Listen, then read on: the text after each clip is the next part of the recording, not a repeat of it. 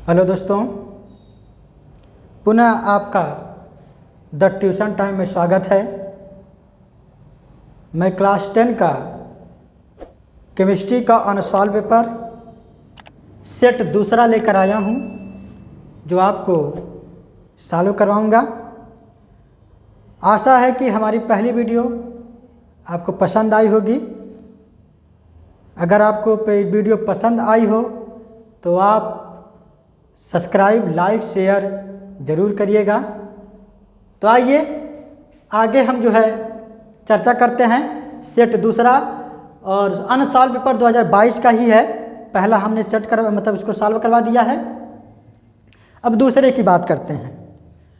तो इसमें दिया है पहला क्वेश्चन बहुविकल्पी प्रश्न। ठीक है दोस्तों, तो बहुविकल्पी प्रश्न में पहला है प्रोपेनॉल है। ऑप्शन दिया है CH3OH, C3H7OH, C3H5OH, C3H6OH। ठीक है। तो अब हमको यह देखने की ज़रूरत है कि प्रोपेनॉल जो है प्रोपेनॉल में कौन सा क्रियात्मक लग रहा है। तो इसमें जो है वह आल लग रहा है। क्या लग रहा है? क्रियात्मक समूह क्या है इसका?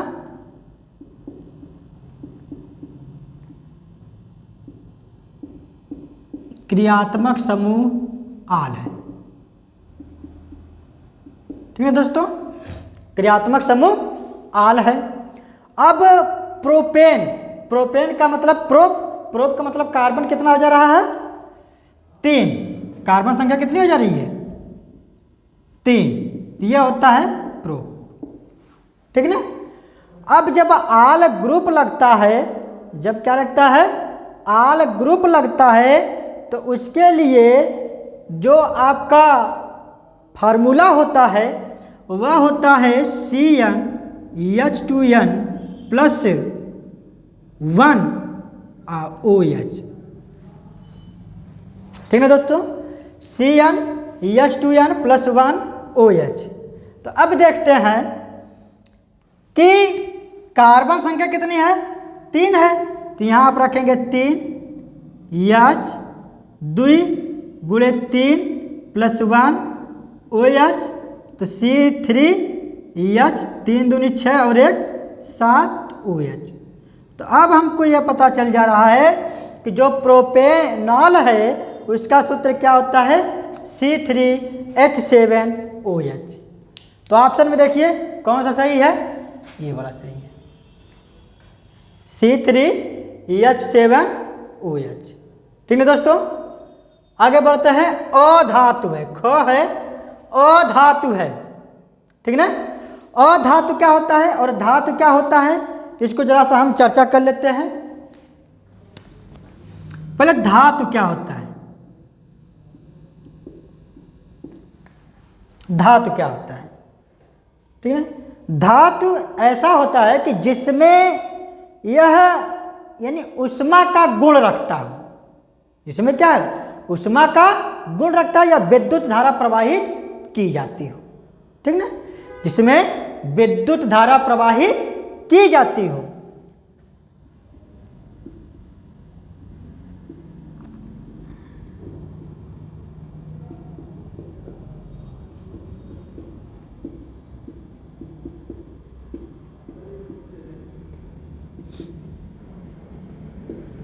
जिसमें विद्युत धारा प्रवाहित की जाती हो उसे क्या कहते हैं? धातु कहते हैं।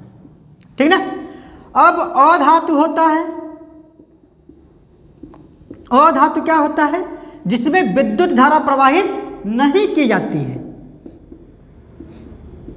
जिसमें विद्युत धारा प्रवाहित नहीं की जाती है, क्या कहलाती है? अधातु कहलाती है। एक और होता है उपधातु। ठीक दोस्तों, उपधातु क्या होता है? जो धातु और अधातु दोनों का गुण रखता हो, जो धातु और अधातु, जो धातु और अधातु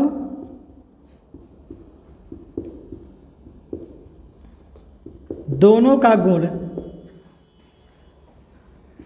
रखता हूं। ठीक, तो अब हमको कह रहा है कि पोटेशियम है, फ्लोरीन है, एल्यूमिनियम है और सोडियम है। तो हमको यह बताना है कि इसमें अधातु कौन सा है। देखिए पोटेशियम क्या है, ये भी धातु है। एल्यूमिनियम क्या है, ये भी धातु है। सोडियम क्या है, ये भी धातु है। ठीक ना, पोटेशियम भी क्या है, धातु है। ठीक, एल्यूमिनियम भी क्या है, धातु है। सोडियम भी धातु है। यह हीरे की तरह चमकदार होती है। ये तीनों जो होते हैं हीरे की तरह चमकदार होते हैं, लेकिन पोटेशियम जो होता है यह यानी कि एक साधारण अवस्था में, साधारण ताप पर बोल सकते हैं कि एक साधारण ताप पर जो पोटेशियम होता है इसको काटा जा सकता है। चाकू के माध्यम से भी या किसी के माध्यम से इसको क्या करते हैं, काट सकते हैं। लेकिन एल्यूमिनियम जो होता है और सोडियम जो होता है इसे नहीं काटा जा सकता है चाकू के माध्यम से। ठीक है दोस्तों, तो यह हो गया एल्यूमिनियम, यह हो गया सोडियम। मतलब एल्यूमिनियम, सोडियम और पोटेशियम जो है यह धातु के गुण रखते हैं। किसके गुण रखते हैं, यह धातु के गुण रखते हैं। लेकिन जो फ्लोरीन होता है, फ्लोरीन जो होता है यह अधातु का गुण रखता है। फ्लोरीन अधातु का गुण रखता है।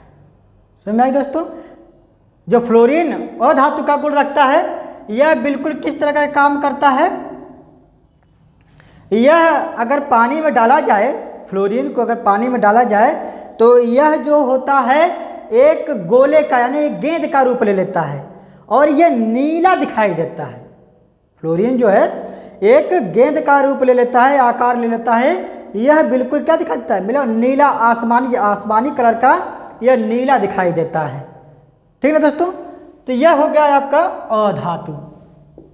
अब बात आती है कि ठंडे जल से हाइड्रोजन गैस बनाती है।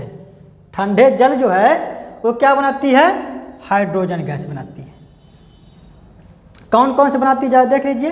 क्या लोहा बनाती है या कॉपर बनाती है या सोडियम बनाती है या कार्बन बनाती है। ठीक ना, तो लोहा तो ठंडे जल से नहीं कोई गैस बनाएगी, कॉपर भी नहीं बनाएगा, सोडियम बना सकता है और कार्बन नहीं बनाएगा।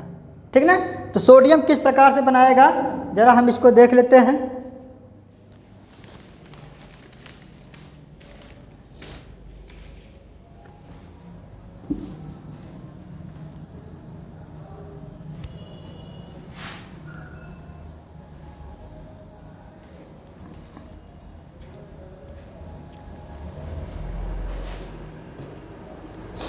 सोडियम क्या करेगा, सोडियम जो है वो ठंडे जल से हाइड्रोजन गैस बनाती है। सोडियम जो होता है यानी Na+ ठंडे जल से H2O से क्या करेगा, हाइड्रोजन गैस बनाएगा। ठीक ना,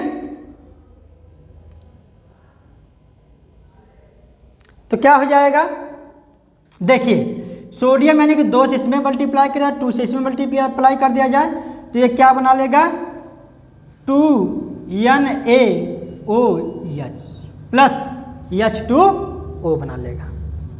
ठीक है दोस्तों, 2NaOH और प्लस H2O बना। अब देखिए जो सोडियम गैस है, यह सोडियम जो गैस है यह H2O से क्रिया करके, सोडियम गैस H2O से क्या कर रहा है, क्रिया कर रहा है। जब यह क्रिया कर रहा है तो सोडियम गैस इसमें से क्या करेगा, हाइड्रोजन को क्या कर दे रहा है, विस्थापित कर दे रहा है, अलग कर रहा है। तो क्या बन जा रहा है, 2NaOH और प्लस H2 गैस बन जा रही है। H2 क्या है इसमें, अब गैस हो जाएगी। ठीक दोस्तों, चलिए अब आगे बात कर लेते हैं। यह आपका बहुविकल्पी प्रश्न था जो एक नंबर का आता है। 1 नंबर का ये भी रहता है, 1 नंबर का ये भी रहेगा, 1 नंबर का ये भी रहेगा। ठीक है दोस्तों, अब प्रश्न नंबर 2 है, ये दो नंबर का आता है। कह रहा है कि प्लास्टर ऑफ पेरिस बनाने की विधि, प्लास्टर ऑफ पेरिस बनाने की विधि। तो ये क्या होता है कि जिप्सम, यानी जिप्सम को 120 डिग्री सेल्सियस पे अगर गर्म किया जाता है तो, जिप्सम को 120 डिग्री सेल्सियस पे अगर गर्म किया जाता है तो ये क्या बनाता है, प्लास्टर ऑफ पेरिस और जल बनाता है। ठीक है दोस्तों, आइए इसका रासायनिक समीकरण देख लेते हैं। जिप्सम, जिप्सम का सूत्र होता है CaSO4 × 2H2O। ठीक है दोस्तों, अब इसे क्या करेंगे कि 120 डिग्री सेल्सियस पर गर्म करेंगे। जिप्सम को, ये होता है जिप्सम।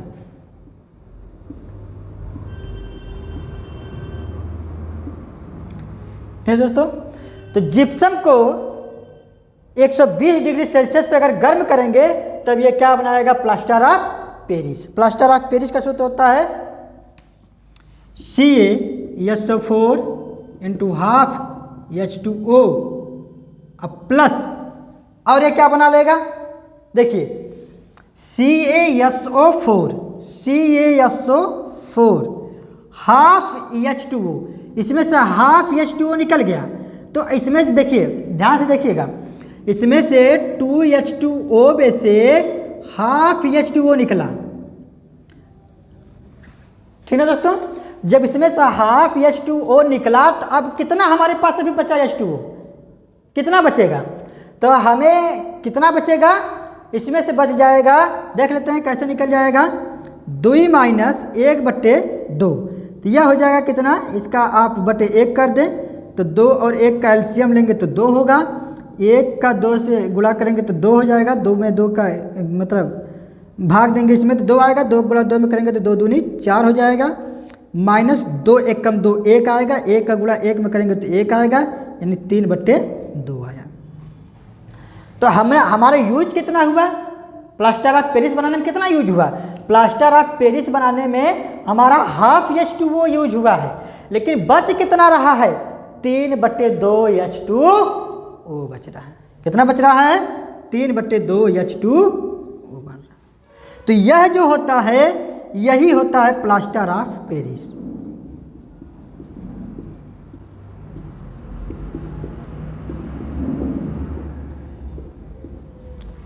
ठीक है दोस्तों, अच्छा एक बात और देखने की जरूरत है कि प्लास्टर ऑफ पेरिस का उपयोग कहाँ का, ये भी पूछ लेता है कि प्लास्टर ऑफ पेरिस का उपयोग कहाँ कहाँ होता है। तो इसे आप नोट करना चाहते हो, थोड़ा नोट कर लीजिए, चाहे स्क्रीनशॉट ले लीजिए। चलिए, आशा है कि आप स्क्रीनशॉट ले लिए होंगे। तो आइए इसका उपयोग देख लेते हैं।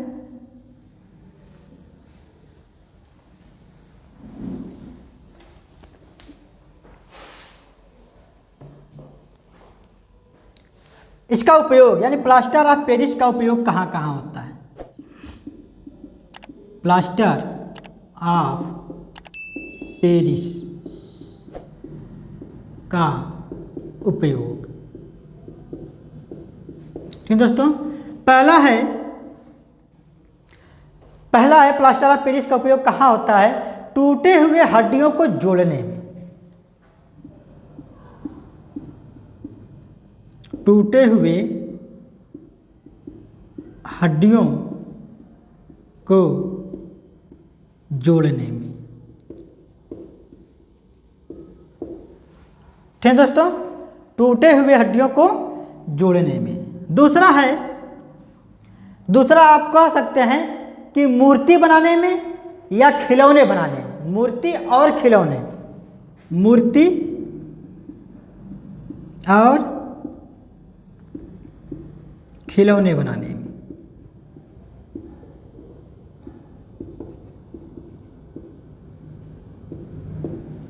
ठीक दोस्तों, ये प्लास्टर ऑफ पेरिस का उपयोग होता है कि क्या किया जाता है कि मूर्ति और खिलौने बनाने में भी इसका उपयोग किया जाता है। और भी आपके बहुत सारे हैं, जैसे सजावट के लिए, सजावट के लिए भी क्या किया जाता है, प्लास्टर ऑफ पेरिस का उपयोग किया जाता है। सजावट के लिए, सजावट के लिए भी इसका उपयोग किया जाता है।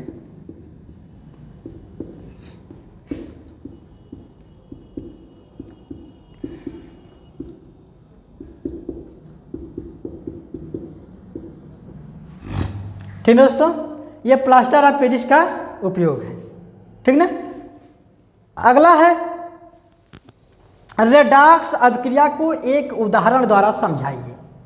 ठीक है दोस्तों, रेडॉक्स अभिक्रिया को क्या करना है, एक उदाहरण द्वारा समझाना है। तो रेडॉक्स अभिक्रिया पहले हम समझते हैं रेडॉक्स अभिक्रिया होती क्या है, इसके बाद एग्जाम्पल के रूप में हम उसको समझाते हैं।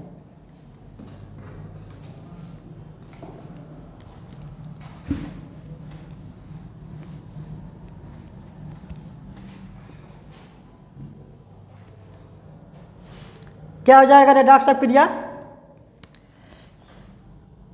रेडॉक्स अभिक्रिया ऐसी अभिक्रिया, ऐसी अभिक्रिया जिसमें या फिर जो आक्सीकारक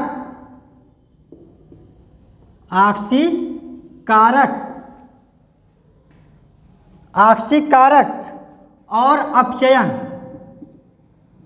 आक्सीकारक और अपचयन का गुण रखते हैं, उन्हें क्या कहते हैं, रेडॉक्स अभिक्रिया कहते हैं। उन्हें क्या कहते हैं, रेडॉक्स अभिक्रिया कहते हैं। उन्हें क्या दोस्तों कहते हैं, रेडॉक्स अभिक्रिया कहते हैं। जैसे एग्जाम्पल के तौर पे हमने यहाँ पर एग्जाम्पल भी लिखा है। देखिए, ये कॉपर है, ये जिंक है, ये कॉपर है, ये जिंक है। तो इसमें देखिए क्या हो रहा है, यह अपचयन का गुण रखता है।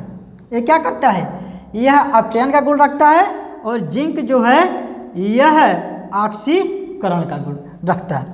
तो एक अभिक्रिया हो रही है, इसी अभिक्रिया में अपचयन और ऑक्सीकरण दोनों हो रहे हैं। तो जिस अभिक्रिया में ऑक्सीकरण और अपचयन दोनों होते हैं, तो वह अभिक्रिया जो होती है हमारी क्या कहलाती है, रेडॉक्स अभिक्रिया कहलाती है।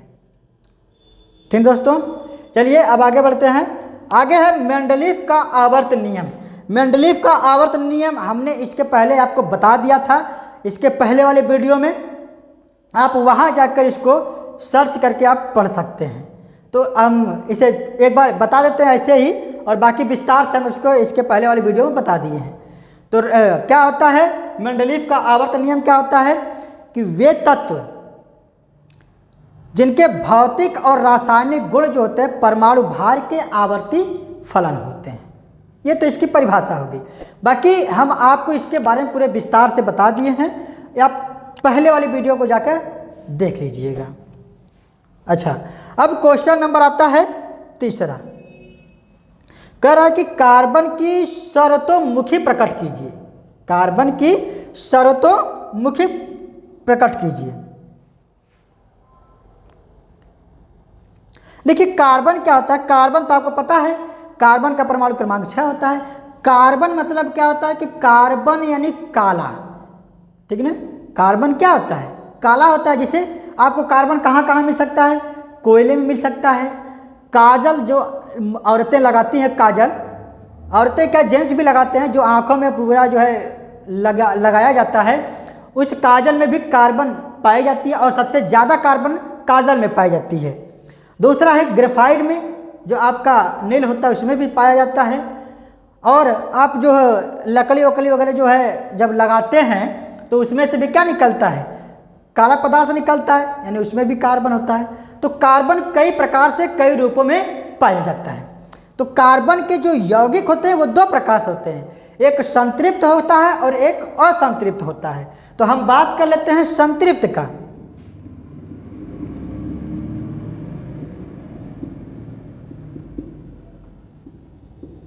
संतृप्त यौगिक क्या होता है कि कार्बन जो होता है वह एक परमाणु से एकल बंध द्वारा क्या करता है? बना होता है, जुड़ा होता है। तो उसे क्या कहते हैं? संतृप्त यौगिक कहते हैं। क्या कहते हैं? संतृप्त यौगिक, जो क्या करता है? एकल बंधों द्वारा जुड़ता है। और दूसरा है असंतृप्त यौगिक। दूसरा क्या है दोस्तों? असंतृप्त यौगिक।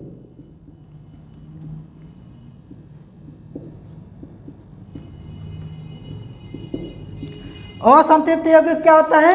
जो 2 या 3 बंध बनाते हो उन्हें क्या कहते हैं? असंतृप्त यौगिक। जो क्या करते हैं? डबल या ट्रिपल बॉन्ड बनाते हैं उसे क्या कहते हैं? असंतृप्त यौगिक कहते हैं। अब बात कर लेते हैं निस्तापन तथा भर्जन में अंतर। यह बहुत पूछता है, तो हम आपको यहाँ पर लिख दिए हैं क्या क्या अंतर होता है कि इसका प्रयोग जो होता है वो कार्बन तथा हाइड्रेटेड, ठीक दोस्तों, किसके किसके? कार्बन तथा हाइड्रेटेड अयस्कों के लिए किया जाता है, ठीक ना। यानी इसका प्रयोग जो होता है किसका? निस्तापन का। निस्तापन का प्रयोग जो होता है वह कार्बन तथा हाइड्रेटेड अयस्कों के लिए किया जाता है। दूसरा है इसमें CO2 गैस उत्पन्न होती है। जो निस्तापन होता है इसमें क्या होती है? CO2 गैस उत्पन्न होती है। CO2 गैस क्या करता है? बनता है। इसी प्रकार भर्जन है। भर्जन क्या होता है? इसका प्रयोग सल्फाइड अयस्कों के लिए किया जाता है। किसके लिए किया जाता है दोस्तों? सल्फाइड अयस्कों के लिए किया जाता है। और इसमें जो कौन सी गैस बनती है? SO2 गैस बनती है। कौन सी गैस बनती है दोस्तों? SO2 गैस बनती है। इसे आप स्क्रीनशॉट ले लीजिए, फिर आगे बढ़ते हैं।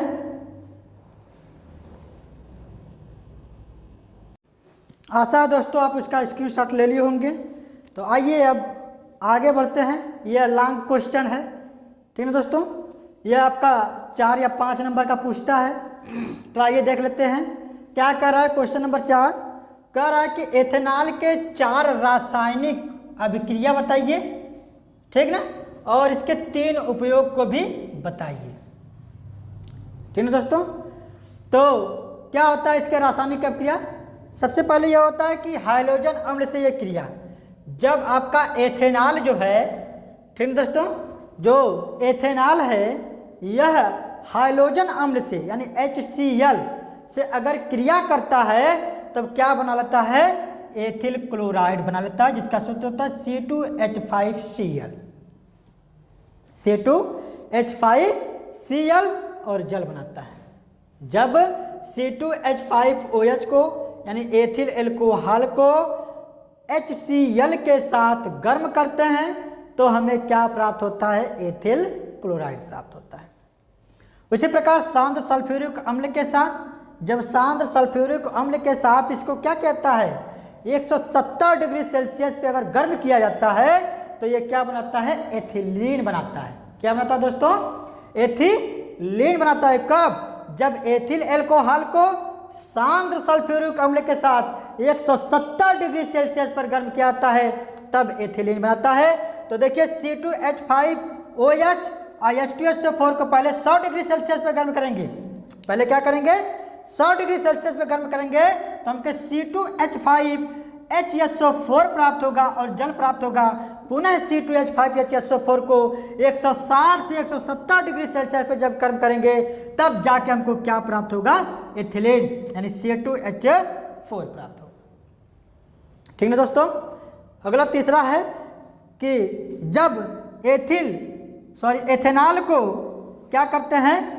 सोडियम के साथ क्रिया कराते हैं तो सोडियम एथॉक्साइड प्राप्त होता है। क्या प्राप्त होता है दोस्तों? सोडियम एथॉक्साइड, जिसका सूत्र होता है C2H4ONA। C2H4ONA। तो क्या होता है? ये सोडियम एथॉक्साइड। अब बात आ जाती है चौथे का। चौथा क्या होता है कि जब एथेनॉल को PCl5 के साथ जब अभिक्रिया कराते हैं तो हमको क्या बनता है? C2H5Cl यानी एथिल क्लोराइड मिलता है और POCl3 + HCl बनता है। अब इसके उपयोग की बात कर लेते हैं। इसका उपयोग कहाँ कहाँ होता है, ठीक दोस्तों। तो इसका उपयोग होता है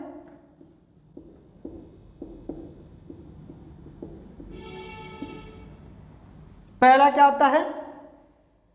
यानी कि एल्कोहल के रूप में इसका उपयोग होता है। सबसे पहले क्या होता है? एल्कोहल के रूप में।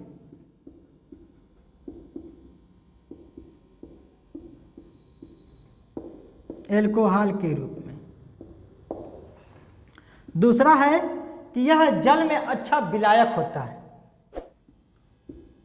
यह जल में अच्छा विलायक होता है।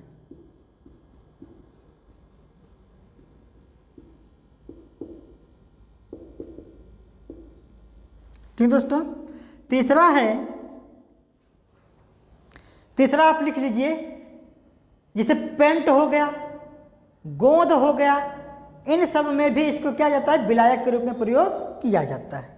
पेंट हो गया, गोंद हो गया आदि में विलायक के रूप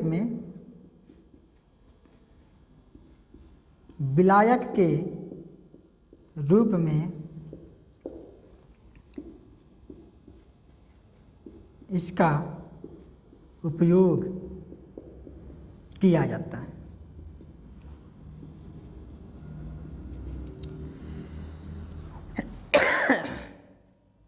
ठीक दोस्तों, यह हो गया आपका एथेनॉल का रासायनिक अभिक्रिया का समीकरण हो गया ये पूरा, जैसा आपको पूरा समझा भी दिया गया है। और इसके 3 उपयोग लिखने के लिए दिया गया है। 3 उपयोग हमने बता दिया कौन कौन सा आता है, यानी एल्कोहल के रूप में, यानी जिसको बोलते हैं शराब के रूप में भी इसका प्रयोग किया था। ठीक है ना दोस्तों, तो शराब के रूप में। दूसरा होता है यह जल में अच्छा विलायक होता है। अच्छा बताइए, जब शराब है तो शराब को अगर जल में से मिलाएंगे जो है तो मिल जाता है, तो इसलिए कहा जाता है क्या होता है, मतलब जल में क्या होता है, अच्छा विलायक होता है। तीसरा है पेंट और गोंद में भी इसका क्या होता है, विलायक के रूप में प्रयोग किया जाता है। तो यह है आपका सेट दूसरा और अनसॉल्व पेपर 2022 का कक्षा 10 के विद्यार्थियों के लिए यह सॉल्व किया गया है। आशा है आपको यह वीडियो पसंद आई होगी। अगर आपको यह वीडियो पसंद आई होगी तो प्लीज़ इसे सब्सक्राइब करिएगा, लाइक करिएगा, शेयर करिएगा और कमेंट करिएगा, और दोस्तों के साथ इसे साझा जरूर करिएगा। हम आपको इसी प्रकार से और अनेक प्रकार की वीडियो, यानी जितने अनसॉल्व पेपर हैं, हम आपको एग्ज़ाम से पहले उसे प्रोवाइड कराएंगे और कोशिश करेंगे कि हमको आपको पूरी तरह से इसको समझा के, जिस तरह से हमको आपको समझाया जा रहा है इस तरह समझा के आपको क्या किया जाएगा, वीडियो दिया जाएगा। और आप इसे ज़रूर देखिए और अपने दोस्तों के साथ भी इसे शेयर करिए। फिर अगले नेक्स्ट वीडियो में मिलते हैं, तब तक के लिए धन्यवाद।